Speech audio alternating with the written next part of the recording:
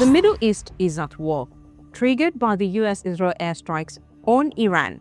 Now, East Africa is facing significant economic turbulence since it relies heavily on imported petroleum. Brent crude prices have jumped sharply since the airstrikes began. We anticipate an increase in the cost of fuel. But I'm also certain, as we've had also some information from the Uganda National Oil Company, that the country has enough stock to shoulder us for some time. Kenya has assured its citizens that it has enough war reserves to last at least 2 months. But can the East African region cope with a prolonged war in the Middle East? Welcome to the flip side.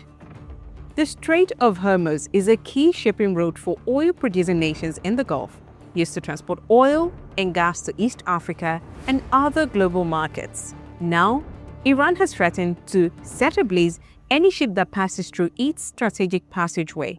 The escalating war has disrupted global petroleum supplies, leading to immediate pump price increases across Kenya, Uganda, Tanzania, and many other African countries.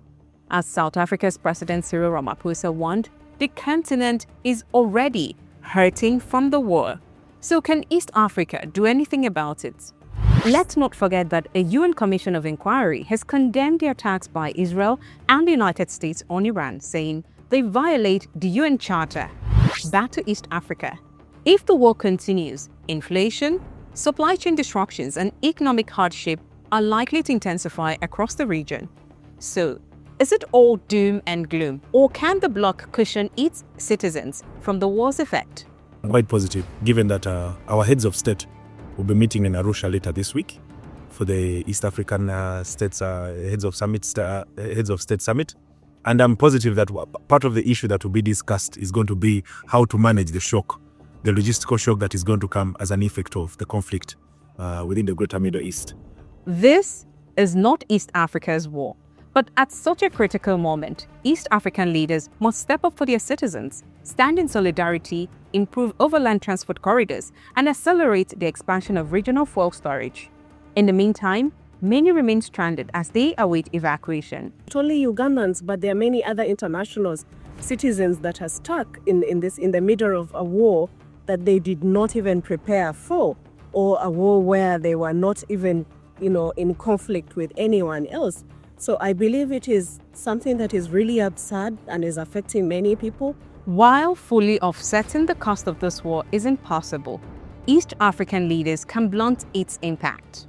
Kenya, for example, has proactively secured fuel supply lines and monitored stocks to prevent shortages.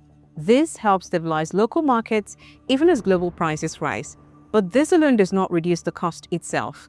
Governments can use measures like targeted subsidies for public transport, short-term tax relief on fuel imports, and tighter monetary policy to contain inflation.